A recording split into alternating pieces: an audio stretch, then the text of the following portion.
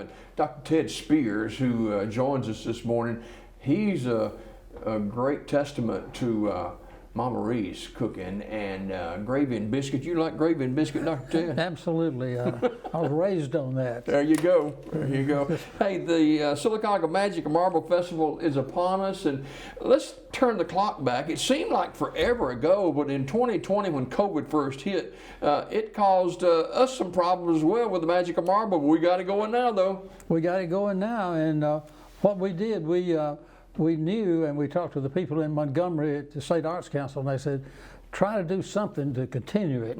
If you ever break it, it's extremely difficult to start back. And so I commissioned two marble busts out of Sylacauga marble, one of Giuseppe Moretti and one of Geneva Mercer. And both of them were giants. And of course, everybody knows Moretti and the Vulcan thing on Red Mountain. But a lot of people had not heard of Geneva Mercer. And we also commissioned Ruth Cook, who did the history of Sylacauga marble, to do a pamphlet on Mercer and one on Mercer. And we mailed them, we gave them to all the schools in the area, mailed them to all the museums, city libraries. And we got the word out there that not only was Moretti here, but Geneva Mercer lived here in Sylacauga, went to church here. I suppose she went to the movie, if we had movies then. And but when they moved back to Europe, she went with them and lived in. It's an amazing story right there, isn't it? Yeah, a little farm girl from just outside of Demopolis, and she was a graduate of the Women's College at in West Alabama at Livingston, and it's now Livingston University. And she just had a marvelous career of her own. And so we were able to recapture that historical thing, and people, I had people with the State Arts Council say they'd never heard of her. But now everybody's heard of her because of the work that we did, and Ruth did a beautiful job with those pamphlets. And now she's doing podcasts on those and getting people to invite her out to do programs for them, and she's selling a lot of books. So we're still selling the book that we developed. You know, Dr. Ted, it would have been easy in 2020 to just say, let's don't fool with it. But that one statement to you from, hey, keep it going. If you stop it, it's hard to start back up. Yeah, and so I listened to him, Elliot Knight, who was the head of the Arts Council, State Arts Council, and I called him back. I said, "This is what I'm going to do." He said, "Go for it. I think it sounds good." And it was just a marvelous thing, and it gave us an opportunity to explore other dimensions of marble. And our friends at the Emery's and Omnia and Sylacauga Marble Company, AM3 now, were very encouraging, and it was not a thing where we just ignored it. We just did the background work and did the base for it, like poured a foundation for our house, and hey, we've been building on it ever since. Absolutely. And coming up April the 5th through April the 16th, Sylacauga Magic and Marble Festival is going to be bigger and better than ever. Well, we think so, and we are doing some things a little differently. We're giving the sculptors an opportunity to be heard, and your people is helping us with doing interviews with them and talking to them, and we're using that as a part of our evaluation. We get copies of that, and I know when I talked to the people in Montgomery, they said, "We're so delighted that you interviewed all the sculptors and sent that to us." Tracy had members of her staff that she loaned me, and they did an excellent job of interviewing people, just getting to who are you, where are you from, how'd you get into marble, why did you come to Sylacauga, things like that. And after we got our application completed and did the evaluation, they called me back and said, "You know, this is the first time we've been able to prove that people did what they said they did if we financed them." That's pretty good. That worked out beautifully. Yeah. Now we do it and expand it into other things concerning the Marble Festival. Now, actually, we're starting have started the marble scavenger hunt, which has always been at the forefront to begin the festival every year. Yeah, and we started it this year, a year earlier, because we getting the sculptors here and getting them set up. It takes just tremendous amounts of time, and we trying to do too many things at once. And so with Jeff Turner handling it for us, we changed it. He handled it last year, but we still had the confusion. So this year we just moved it up a week. Yeah. And still the same amount of time, still the same publicity, but instead of being 2 weeks, it turns out to be 3 weeks, with the first week being the scavenger hunt. And that's competitive competition right there. Yeah, absolutely, and people remember that, and you see grandparents out with their grandchildren, and parents, and then children on their own, their older brothers and sisters out there taking them by the hand. They're visiting the cemeteries. They're looking at people's sidewalks and all sorts of things, anything out of marble. And Jeff, we had a couple of ties for first or second place last year. I said, we need to make it harder so that there'll be some things that they can't find. And so they made a liar out of us every time. People get out there and find them. They go to cemeteries, they go into buildings, they go into any place they can and find marble. And so it's been very successful. Speaking of marble, it's hard to get your arms wrapped around the marble quarries that we have just here in Sylacauga. What a tremendous job and a great showcase event we have for the Sylacauga Magic Marble Festival. Yeah, we do tours, and COVID put a damper on that, but we're back this year doing tours like we've always done, and people really love that. And while the observation site is old news to people like us, but people who come in here from North Alabama and Birmingham, and church groups, and we've got a church group coming from Pentlala, and about 25 or 30 senior citizens in the church there are coming. And when I carried the two people that came to check everything out before they signed up, when we drove up to the observation, they said, "Wow, look at that!" They just something. I said, "Yeah, that's beautiful."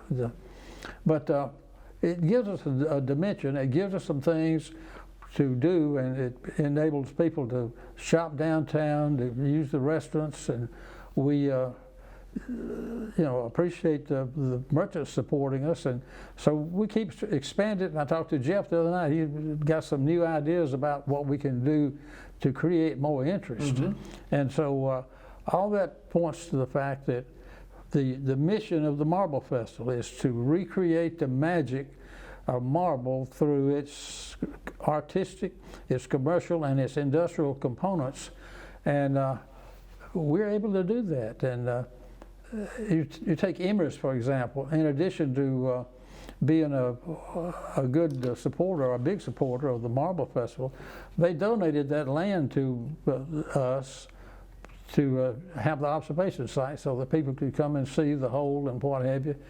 And what they are doing, since marble is so important in other components, they're putting their product into over 3,000 different productions, 3,000 different items. We never think about that, do we? And it's everything from food to chewing gum to metals to plastic, fiberglass, toothpaste, antacids.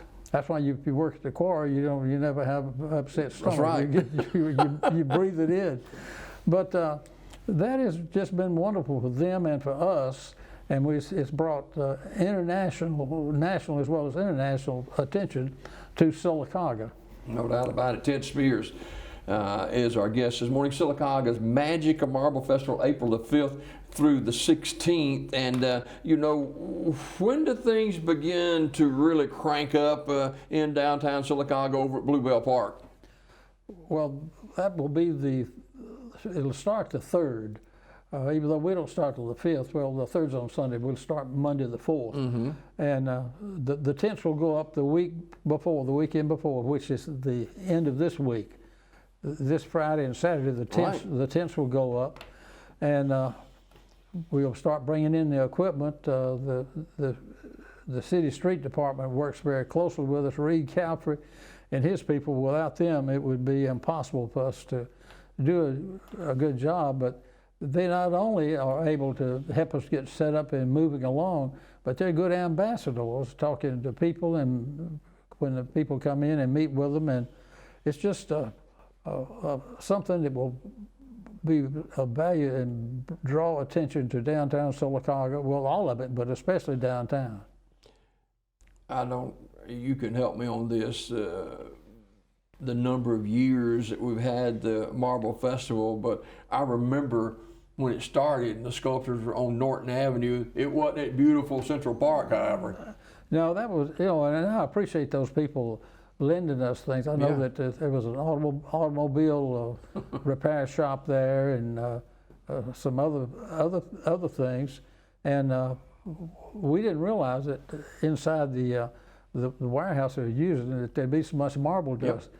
And one man told me, he said, if I'd known there'd been that much marble dust, well, I'd have got a sack and we would have sold it. He said, it took us a week, and I had to get people to go in there with washers and wash that down and clean it back up for them. But the funeral home people, the people with the car lot, people across the street, everybody helped us, because that was the first time. That's when we brought these people in here from Pietrasanta, the mayor and his staff. We couldn't say their names, remember? Yeah, certainly couldn't spell it. And so we had that international dance troupe. We had that internationally famous female singer who came in, and we put them at the First Methodist Church. And I told people then, I don't know how opera is going to go in Sylacauga.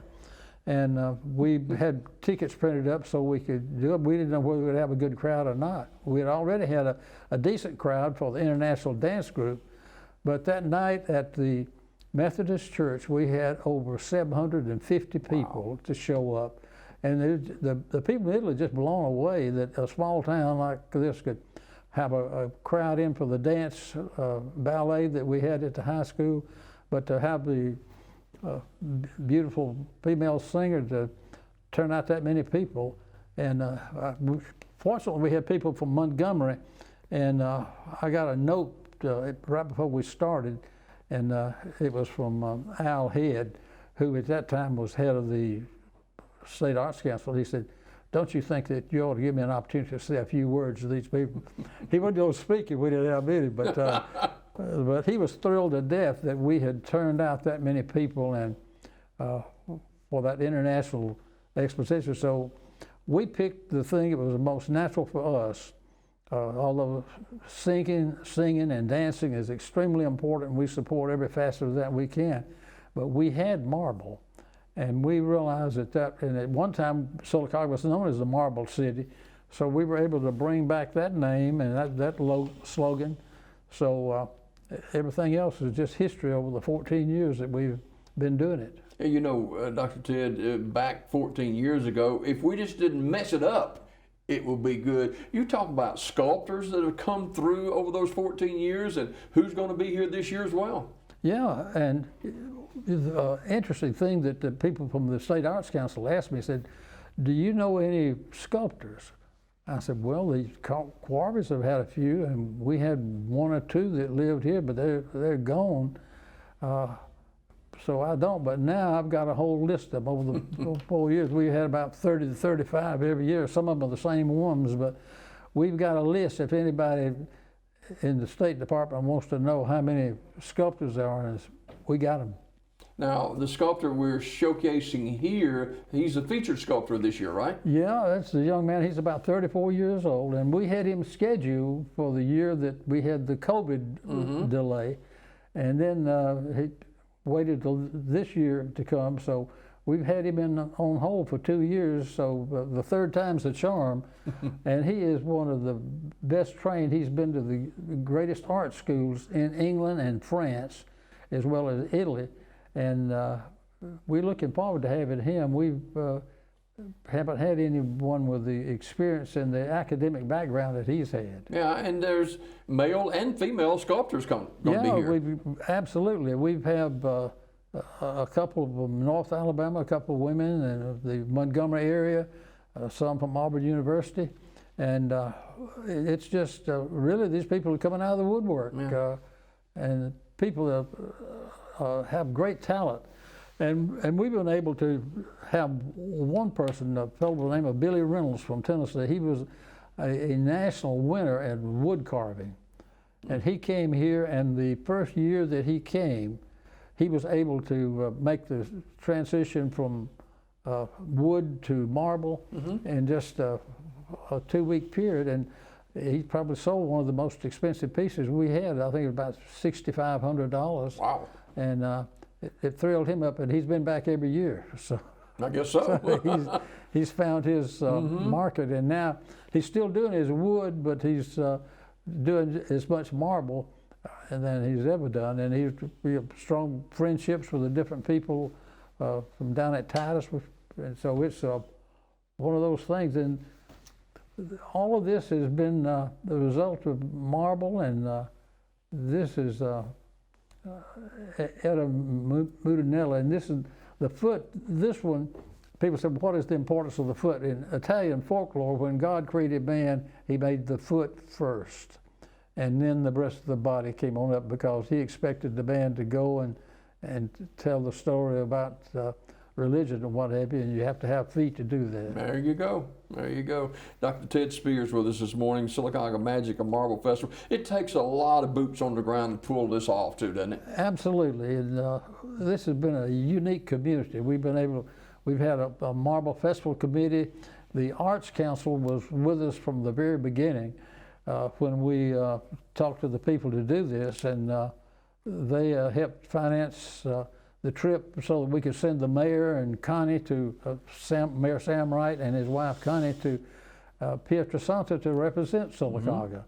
And we had them here and signed all the pacts of friendship that we are still continuing. And the city of Pietrasanta has been extremely important to us. Without them, we could not have done it. And without the city of Silicaca, we could not have done it. Yeah. So talk about Craigor Brown a little bit. That's a name a lot of people know here locally. Yeah, Craigor came, I think we've been in operation a couple of years, and a friend of his with the place he was working suggested that Craigor come down, and he came down and was pleasantly surprised that just 40 miles south of Birmingham that there was all this marble and the sculpted, and that we had an international scene here. And so he came the first year and participated. He came back the second year, and he's been here ever since. He moved here and is considered our resident sculptor, and has produced some truly outstanding pieces of sculpture that you see all over the town on City Hall. And we had another group, Donald Aller from a place in Kentucky, I think at Hopkinsville. He was just coming through here, and his wife had been down to LSU where they sold a piece of sculpture. His wife had been commissioned to do one for the vet school when Katrina came through, and the vet school at LSU had done all these programs to save the native habitats of the animals and critters and what have you that was in that. And she had done an $80,000 setup on the campus there that they paid to honor the animals in the vet school. And they came through here and bought a piece of marble at the quarry, and Sam called me over to meet them. I talked with them, and they called me about a week or two later. No, it wasn't. It was a couple of months later, and said they had taken that piece of marble, and based on the story we told them about the Hodges meteorite, that he had carved out what the meteorite looked like, and he called it the falling star. And he said, nobody up here in Kentucky is interested in the meteorite or the Hodges story. Would you like to buy that? I said, well, send me a picture of it. And he sent a picture of it, and we looked at it, and we agreed on a price, and the community, we raised money within the community to buy it, and it's down at City Hall now. Wow. I said all that to say this, is that we have an application. His wife will be with us the first time. They've been hoping they could get away, but they called me, and we worked out a time, and I worked out a situation with Elaine Mitchell. Ms.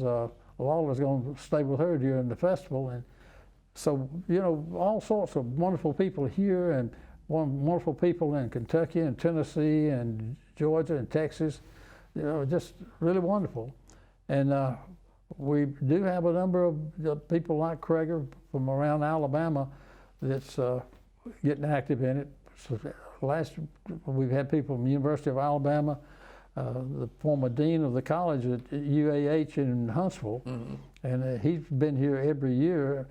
He's an outstanding sculptor, and it's given life to those people in Alabama that do other things, but sculpting is their passion and their sideline, and they're able to do it and come here and meet with the other people and talk shop and be happy. Wow. Dr. Ted Spears, Sylacauga Magic and Marble Festival, April the 5th through the 16th, and we don't have much time left, but go through the schedule of events that we've got coming up. Well, we've got the tours to the Emery's Omnia situation, and then we've got many tours of the library, and the library. Let's talk about that an hour. Yeah. We've got 25 about 30 to 35 pieces of marble that are in the library permanently that are the direct result of the Marble Festival. And so we got tours, people coming from all over, and we ask each of the sculptors to bring at least 3 items that they've carved out of Sylacauga marble, and those will be on sale in the high tower room across from the auditorium.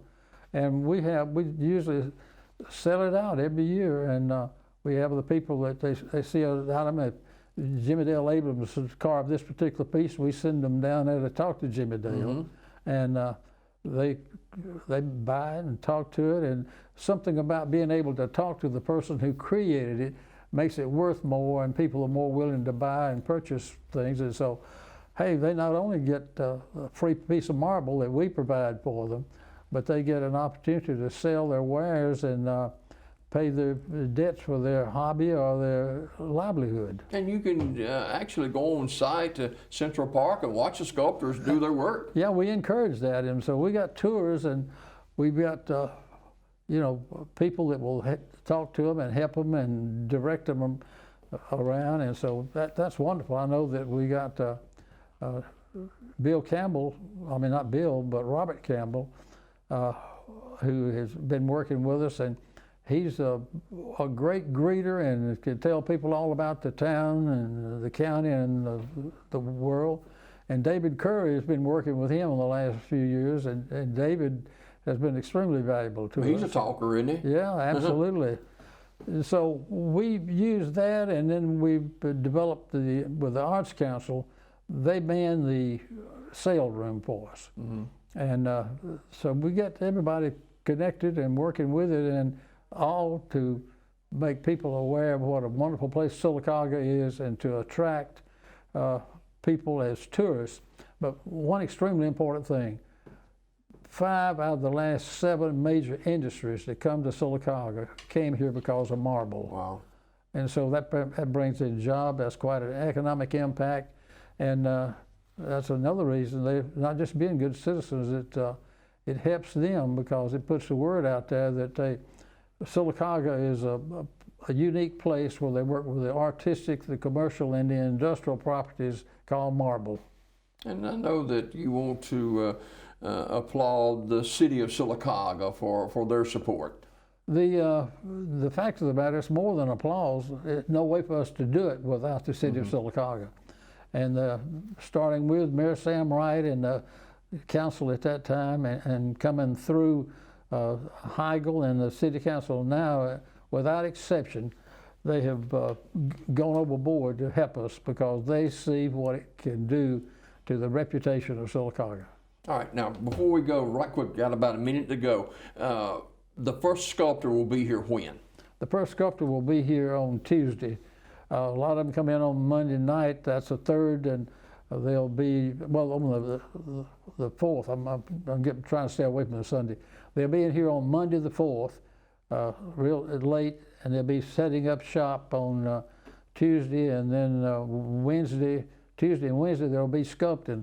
Last year we were had some of them that started sculpting before we ever got the whole place set up. So we expect that they want to get an early start.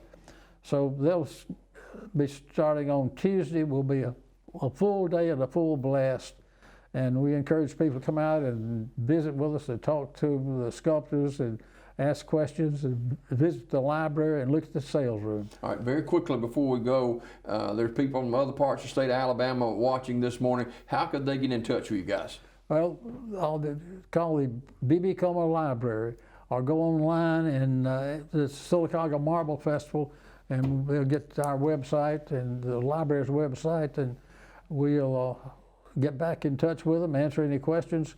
Although I will say that when we put out the first information, that the first tour that we had, which was to Emory's, is already closed. We had him open, and it's voted sold out. Sold out. Yeah.